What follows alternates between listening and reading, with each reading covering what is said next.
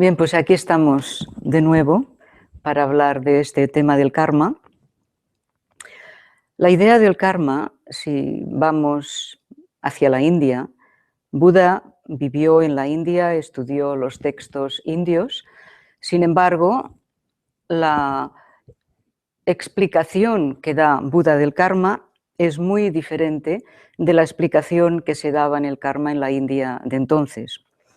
En principio, en la India antigua, en la India pre-brahmánica incluso, el karma era algo que era inamovible, era un deber, el deber kármico, que además venía por Dios, venía sancionado por Dios. O sea que la idea del karma y de Dios, karma y creador, eran dos ideas que venían juntas.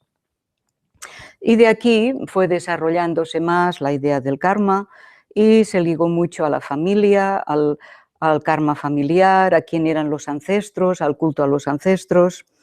Y también se habla mucho del karma en el Mahabharata y en el Ramayana, las dos obras épicas más importantes del hinduismo. En todo caso, en cualquier caso, estas ideas pre-budistas del karma van muy relacionadas con las castas, con la familia, con las obligaciones, con que hay que aceptar el destino, ¿no? Es una idea más bien como de destino. Sin embargo, Buda revolucionó totalmente esta idea. La idea del karma budista es una revolución a la idea del karma hinduista. Buda empezó por decir que si queremos entender cómo funciona el karma es la acción, primero tenemos que entender quién es el que hace la acción. Entonces, lo que es revolucionario en el sistema de Buda es quiénes somos, quién es el ser, quién es la persona. Buda explica el karma de una manera muchísimo más completa, muchísimo más elaborada, e incluso llega a decir que él llegó a ser un Buda a causa del karma de vidas pasadas. O sea que si nos fijamos en las estatuas de Buda, nos daremos cuenta de que sus dos manos, en una de ellas sostiene un bol de mendicante, es el símbolo de que toda su vida fue de renuncia y que fue un mendicante.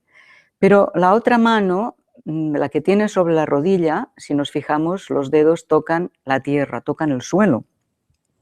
Y esto es un símbolo de que en el momento, la noche en que él llegó a la iluminación total y última y suprema, se dice que todas las fuerzas negativas se reunieron allí para impedirlo y que Mara, el rey de las fuerzas negativas, le dijo: ¿quién te crees que eres tú para pensar que vas a llegar a un estado al que no ha llegado nadie, a un estado de iluminación? Y entonces Buda se dice que con la mano tocó la tierra y dijo: yo pongo a la tierra por testigo, y la tierra tembló, como dando testimonio. Yo pongo a la tierra por testigo de que durante vidas innumerables he practicado la virtud, he practicado la acción por el bien de los demás y, por tanto, he llegado a acumular tanto mérito que el mérito, el karma positivo que he acumulado, ha dado lugar de que yo hoy, esta noche, llegué a la iluminación. O sea que él vino a decir que debido a una serie de acciones que él había hecho en innumerables vidas y a una serie de causas y de condiciones, todo se juntó para que él pudiera llegar al estado de Buda. A partir de Buda, todas las explicaciones que él dio, que fueron muchísimas, porque estuvo hablando durante 45 años. 45 años son muchos años, fijémonos que Jesús habló durante 3 años. Pues todo esto se reunió en lo que se llama el canon budista. Y hay personas que dicen: sí, pero es que el canon budista se escribió muchísimo más tarde, después de la muerte de Buda. Pero si pensamos esto, es que estamos depreciando todo el sistema de mnemotécnico de memoria que había en aquella época. Si leemos la vida de Buda y si vemos los sutras, nos daremos cuenta de que uno de los trabajos que tenían sus seguidores, los monjes, cada día era repetir las enseñanzas hasta memorizarlas. O sea que memorizar las enseñanzas punto por punto, letra por letra, era uno de los trabajos de los monjes. Y si recordamos la historia de Buda también, veremos que en cuanto él murió, lo primero que hicieron sus discípulos fue reunirse y ver si lo que ellos recordaban, repasar todo lo que fueron los sutras, repasarlo todo y darse por satisfechos de que todo lo que se recordaba de lo que Buda enseñó, todos recordaban lo mismo. Por tanto, cuando hablamos de lo que Buda enseñó, tenemos que creer que realmente lo enseñó, porque se recordó, muy bien recordado, y más tarde pues se escribió. Bien. La palabra karma pues viene del sánscrito, viene del hinduismo, está en textos hindús.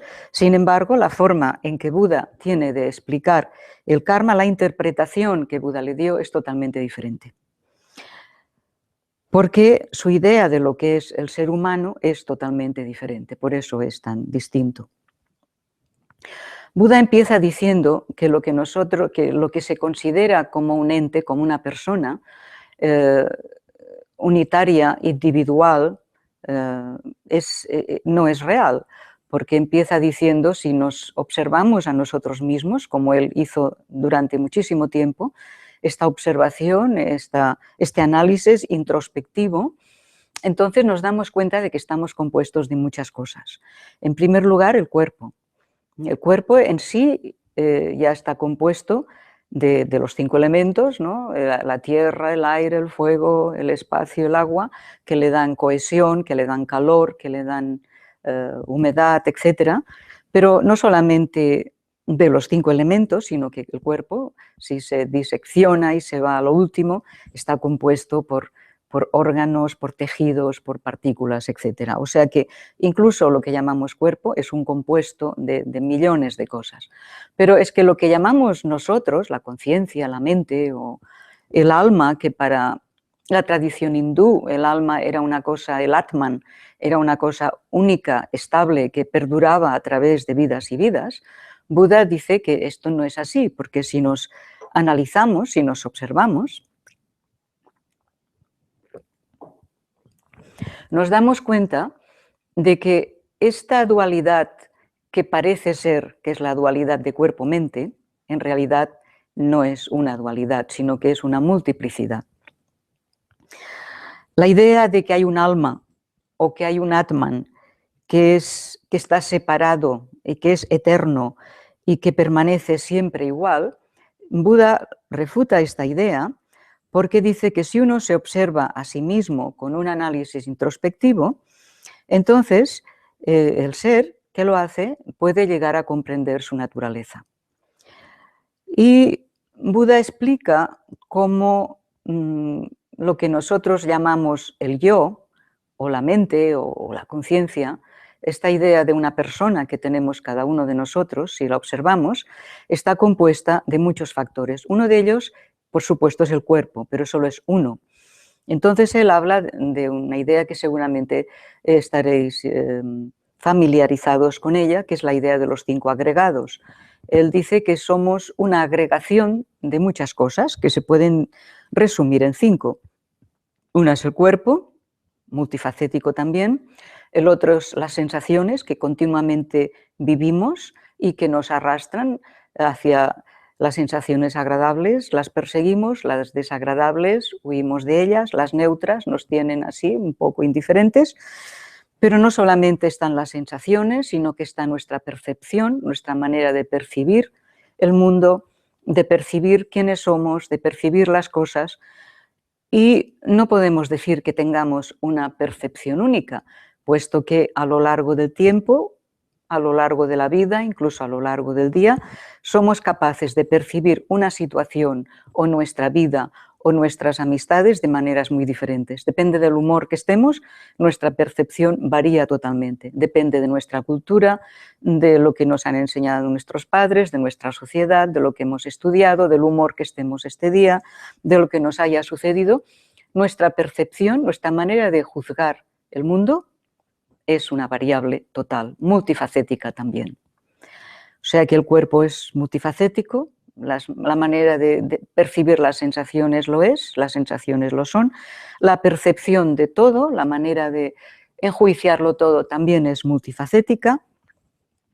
Todos los movimientos mentales, que sería el cuarto agregado, son también, hay un número increíble, ¿no? Podemos pasar de la inteligencia a la estupidez, del amor al odio, de la apatía al interés. Hay innumerables factores mentales por los que constantemente vamos moviéndonos y vamos funcionando. Por tanto, ya tenemos 4 agregados explicados así muy rápidamente, de los que explicó Buda, en los cuales, si lo reflexionamos, nos damos cuenta de que en realidad somos algo muy complicado, no somos una cosa así, un alma, somos muchas cosas. Y finalmente el quinto agregado, que es la conciencia, el yo soy, la idea de yo experimento, yo veo, yo soy, es lo que más se acerca a nuestra experiencia de quiénes somos. Pero Buda dice, es falso, porque si analizamos bien esta conciencia, nos daremos cuenta de que también está dividida en múltiples facetas. Por una parte, tenemos una conciencia por cada uno de los sentidos, ¿no? Por una parte, podemos ser conscientes de algo que vemos y a la vez podemos ser conscientes de algo que oímos o de algo que estamos degustando o de algo que tocamos. Y todas estas conciencias, 5, una para cada uno de los 5 sentidos, están controladas, podríamos decir, y recibidas por la sexta conciencia, la conciencia mental, que es la conciencia que se entera de todo lo que las otras 5 le cuentan y que además es consciente de sí misma. Y yo sé lo que yo siento, yo estoy triste, yo sé que veo esto y a la vez sé que esto me hace sentir triste o me hace sentir feliz. O sea que nos encontramos con que hay diferentes conciencias y además nos encontramos, no solamente esto, sino que hay niveles de conciencia a los que apenas tenemos acceso. Podríamos llamarle el nivel inconsciente de la conciencia. Y este nivel inconsciente, que en el budismo se le llama alaya, la conciencia alaya, la conciencia básica, que se parece un poco, no exactamente, pero se parece a lo que en psicología se le llama el inconsciente, pues esta conciencia es la que guarda todos los recuerdos, todas las tendencias, y es la que hace que a veces actuemos de una manera determinada y digamos, no sé por qué me ha salido esto, no sé por qué he hecho esto. Y no lo sé porque lo tengo ahí guardado a nivel inconsciente, pero si está ahí es porque yo lo he guardado ahí. Es porque yo he actuado muchas veces de una manera determinada y esto ha dado lugar a una marca en mi mente profunda, que es lo que me crea una tendencia, que es lo que hace que yo reaccione de esta manera impensada con la que yo reacciono a veces.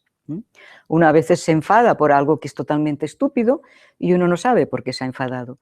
Pero si uno busca bien, en el fondo, en el interior de esta alaya, pues allí hemos guardado recuerdos dolorosos, por ejemplo, que lo que está sucediendo ahora pues lo remueve y esa tendencia a que nos duela de esta forma hace que actuemos de una manera determinada.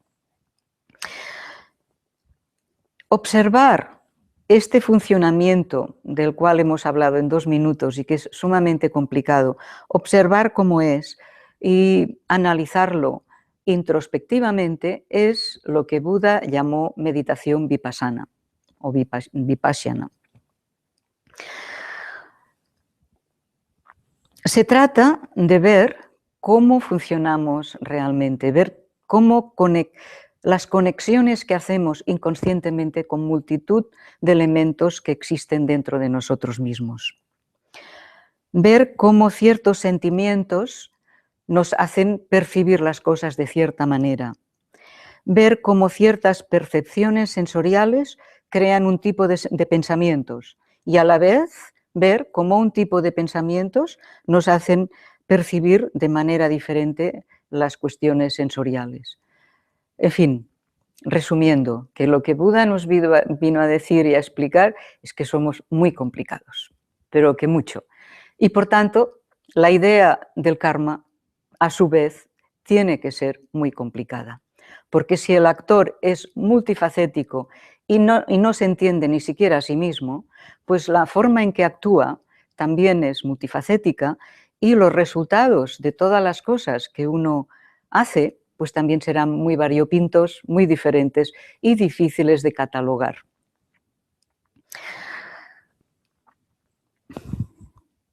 Puesto que nuestra manera de percibir el mundo y nuestra manera de reaccionar va cambiando continuamente, entonces esto, si lo observamos, nos puede hacer entender que no somos una entidad fija y estable, sino que somos una entidad dinámica, en constante dinamismo, cambiando continuamente, que en lugar de ser un alma o un individuo estable, somos un dinamismo constante y aquí es donde viene la idea de la ausencia de un yo. La ausencia de un yo quiere decir la ausencia de una entidad eterna, constante, única, individual, separada de todo lo demás. Claro, entonces si entendemos un poco esto, si no somos una entidad fija y estable, si en realidad no hay un yo aquí donde estamos nosotros, entonces viene una pregunta que es muy difícil de responder, que es entonces, ¿quién es que crea el karma? Y la siguiente, ¿y quién es que recibe el karma? Si nos hacemos estas preguntas, nos daremos cuenta de lo complicado que es esto. Yo estoy intentando explicar un tema que es el tema más complicado de todo el budismo, pero en fin hago lo que puedo y ustedes hagan también lo que puedan y a ver si entre todos conseguimos entender un poco todo esto.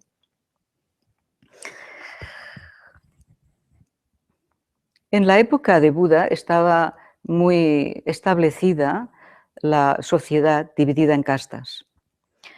Y tanto es así que se entendía socialmente y religiosamente que cuando uno nacía, por ejemplo, en una casta de brahmines, que era una casta noble, esto quería decir que uno era un ser noble. Que si uno nacía en una casta de baja, pues quería decir que uno era un ser muy bajo. Y si uno nacía sin casta, entonces se llamaba intocable y uno era lo peor de lo peor. Y si uno era un intocable y uno sin querer tocaba a otra persona que tenía una casta, polucionaba de tal manera a esta persona que esta persona tenía que estar un mes haciendo purificaciones para purificarse de cómo lo había mancillado esta persona sin casta que lo había tocado. En esta India que tenía tan arraigada, y por cierto que todavía sigue arraigada esta idea de las castas, Buda, pues, ¿qué hizo? Pues un día fue a un señor que estaba limpiando letrinas, que es lo que hacen los sin castas, porque como eran las personas de más baja categoría, pues eran los que tocaban lo que nadie quería tocar. Y le dijo, ¿tú qué quieres? ¿No te gustaría ser un monje y seguir el Dharma? Y el señor le dijo, pobre de mí, ¿cómo puedo ni siquiera pensar que yo, cuya vida está siempre limpiando lo que los demás desechan, puedo yo pensar en un camino espiritual? Y él le dijo, pues en mi camino tú puedes entrar si quieres. Y entonces aceptó al primer sin casta. Y hubo una revolución, incluso el rey fue a decir, ¿pero qué has hecho? ¿Cómo puedes aceptar a una persona sin casta en un camino espiritual? Si es que esto es impensable. Y entonces Buda le demostró al rey que aquella persona que él había aceptado estaba enseñando a otros el Dharma que había asimilado tan rápidamente y que meditaba tan bien y que incluso podía enseñar a otros. Entonces el rey quedó muy pensativo y entonces Buda le dijo, el hecho de que una persona renazca en una casta noble quiere decir que en el pasado ha sido noble, ha tenido unos actos nobles. Pero lo que después del nacimiento haga esta persona ya no tiene nada que ver. Una persona puede renacer en una casta noble, como un brahmin, y luego ser un delincuente. En cambio, una persona puede renacer en una casta de lo peor que hay y cambiar toda su vida y ser un maestro que está enseñando el Dharma y el camino espiritual a los demás. O sea, esto nos enseña que la idea que tenía Buda del karma es que sí que en el pasado hemos hecho cosas que determinan cómo nacemos o cómo somos, pero lo que hagamos luego con nuestra vida, esto es algo que nos concierne totalmente a nosotros.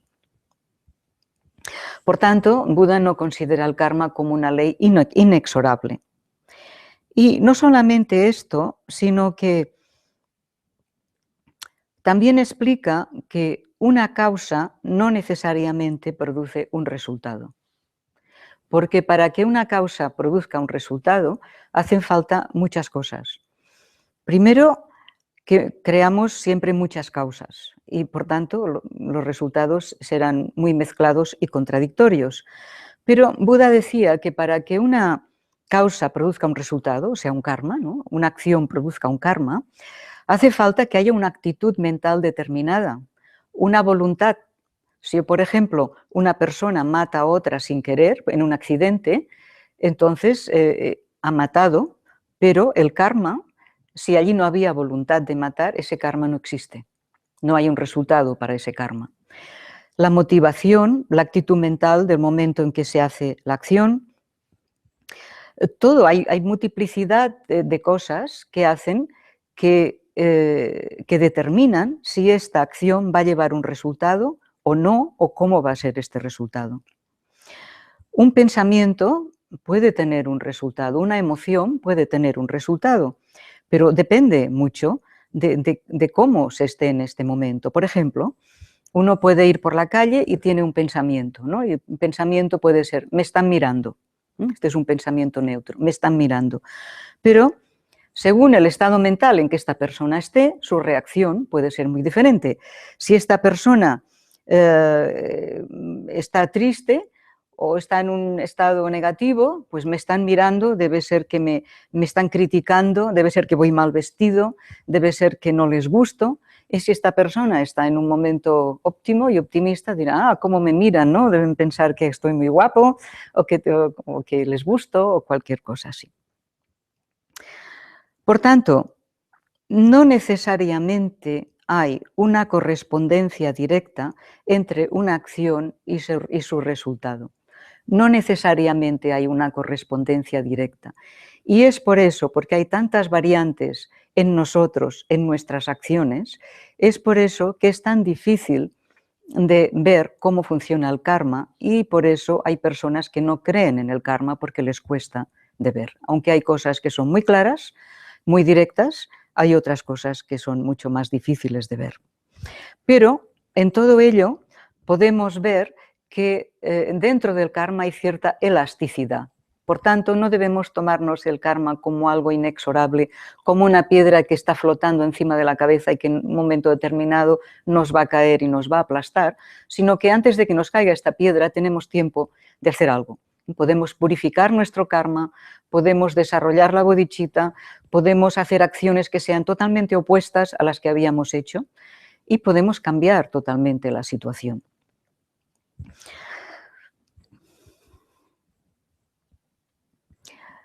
El karma no solamente trata de acciones y resultados, sino que trata también de tendencias.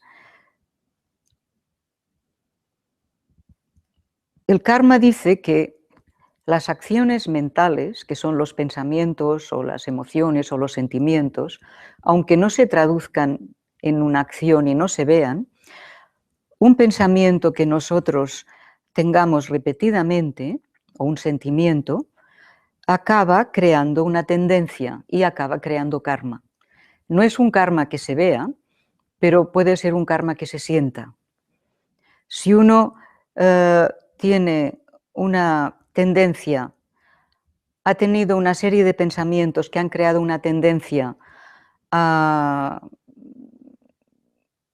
por ejemplo, una tendencia malevolente, ¿no? Uno puede ser que aparentemente sea una buena persona, pero tiene un tipo de pensamientos que son malevolentes, de desear mal a las personas, de tener incluso odio en su interior.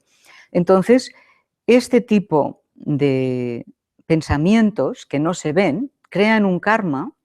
Si es un karma mental, puede ser que el resultado también sea mental.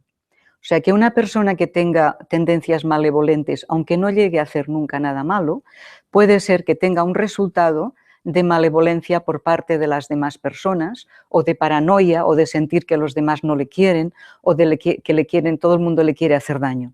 O sea que el karma no se mueve solamente en situaciones evidentes que se ven, ¿no? Me ha tocado la lotería, mi pareja me ha dejado, me ha atropellado un coche. No, también hay, me siento mal, ¿no? ¿Y por qué me siento mal? A veces me siento mal porque yo mismo, en mi interior, he creado una serie de tendencias que han hecho, por ejemplo, si me paso el día con pensamientos depresivos, acabaré sintiéndome deprimido. Es evidente, son cosas que se pueden ver muy fácilmente. El karma es acción, pero las acciones vienen de impulsos y los impulsos vienen de pensamientos. O sea que hay pensamientos que no se traducen en acciones y hay pensamientos que sí se traducen en acciones. Pero en todo caso, el karma se genera en primer lugar en la mente, en los pensamientos primeros. Los pensamientos dan lugar a sentimientos, a emociones, y esto puede dar lugar a palabras y esas palabras pueden dar lugar a hechos. Si nos miramos a nosotros como individuos, nos daremos cuenta de que todo esto es cierto, que realmente estamos compuestos de muchos elementos físicos y mentales, ¿no? Veremos que en nuestra manera de ser, en nuestro ser hay muchos recuerdos, hay muchas tendencias, hay muchos anhelos, hay muchos temores, hay esperanzas, hay inteligencia, hay muchas cosas, ¿no? Hay odios, amores, hay muchísimas cosas que interactúan y que impactan unos con los otros, incluso, ¿no? Podemos tener sentimientos totalmente contradictorios en nosotros mismos, incluso hacia una misma persona. Podemos amar y odiar a una misma persona. O sea que nuestro ser realmente es un constante flujo de muchas cosas. Y por ello el karma también será complicado, será como una red, como un tejido que nos involucra a todas nuestras partes que funcionan juntas y involucra también a las otras personas con las cuales convivimos y también involucra a la sociedad. Muchas veces cuando hablamos de karma nos da la impresión de que nosotros somos nosotros y el karma es el karma. Da la impresión de que el karma es algo ajeno a nosotros que de repente viene y nos premia o nos castiga. Nos da la impresión de que estamos desvinculados del karma, pero en realidad nosotros somos el karma. A cada instante de nuestra vida estamos actuando, aunque sea a nivel mental. A cada instante somos karma. Estamos actuando y somos lo que estamos actuando. Somos lo que somos como resultado de lo que hacemos, como resultado de lo que pensamos, como resultado de lo que sentimos. Y además todo es interdependiente. Dentro de nosotros todo depende de todo. Pero es que aparte de nosotros, en el exterior, estamos vinculados a los demás, estamos vinculados con todo. Todas las cosas existen dependiendo de otras cosas. La interdependencia es así. Y analizar y intentar entender todo el funcionamiento nuestro y el funcionamiento de este entramado de entre nosotros y el mundo, pues es algo que nos puede llevar a lo que Buda llama sabiduría. Intentar analizar y entender cómo funcionamos, cómo reaccionamos y por qué, y ver cómo impactamos al exterior, esto nos puede sacar de nuestra ignorancia, de nuestra inconsciencia, y nos puede dar luz y claridad en nuestra mente y en nuestra vida. Finalmente, pues, ¿cómo debemos entender, pues, el karma? Por una parte, como determinismo, porque determina muchas cosas de cómo somos. Y por otra parte, como libre voluntad, porque a partir de cómo somos podemos cambiar la manera en que somos. Estamos sujetos a condiciones, estamos sujetos a cosas que ya están fijadas en nuestra vida, pero no estamos atrapados por estas cosas. Todavía no estamos atrapados, todavía podemos cambiar estas cosas. Y luego también tenemos que entender que el karma no es una cosa mecánica, ni es una cosa lineal, que esto produce esto, y no es que una situación automáticamente dé lugar a un resultado. O sea, el karma no es algo ni automático, ni mecánico, ni lineal, ni sencillo, sino que es dinámico. Es dinámico porque en cada instante de nuestra vida estamos creando karmas, constantemente. En una hora a lo mejor hemos creado, no sé, 100 karmas. Y a la vez hemos recibido resultados de otros 100 karmas. Y constantemente creamos y recibimos, creamos y recibimos. Y según lo que recibimos, creamos más. O sea que el asunto es realmente muy dinámico y muy complicado.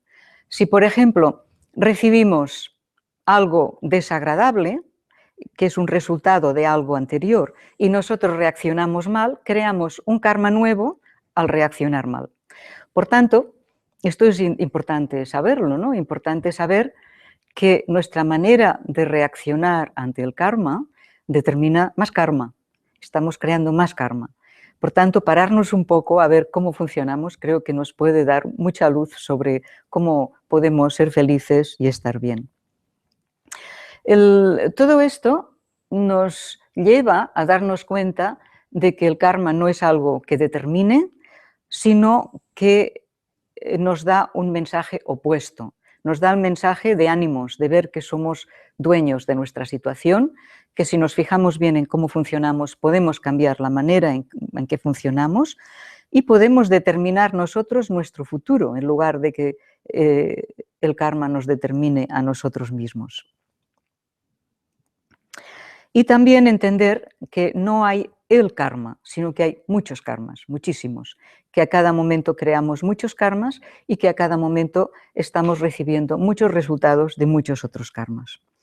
Por tanto, conclusión de todo esto. Si queremos, teniendo en cuenta todo lo que acabamos de explicar y viendo lo complicado que es todo, y si lo queremos hacer sencillo, pues nos podemos ir a la frase con la que Buda resumió todo el Dharma.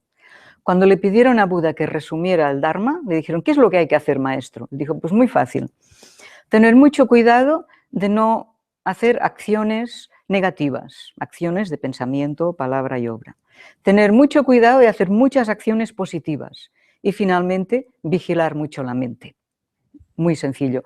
Vigilar mucho la mente, pues si vigilas la mente ya tienes en cuenta el no actuar negativamente y el sí actuar positivamente. Si queremos ser felices, entonces por ley de karma, fácilmente lo que podemos ver es que hemos de ser generosos, hemos de ser pacientes, hemos de tomarnos la vida con calma, hemos de perdonar las cosas, hemos de ponernos en el lugar de los demás, hemos de ser compasivos, hemos de tener aspiraciones buenas, positivas, porque los deseos y las aspiraciones se cumplen, son un karma. Si uno aspira a algo, finalmente aquel algo que aspira sucede. No hacer daño a nadie, vigilar nuestra mente y decidir qué tipo de karma queremos hacer. O sea que termino hoy mi charla sobre el karma y continuaremos la semana que viene.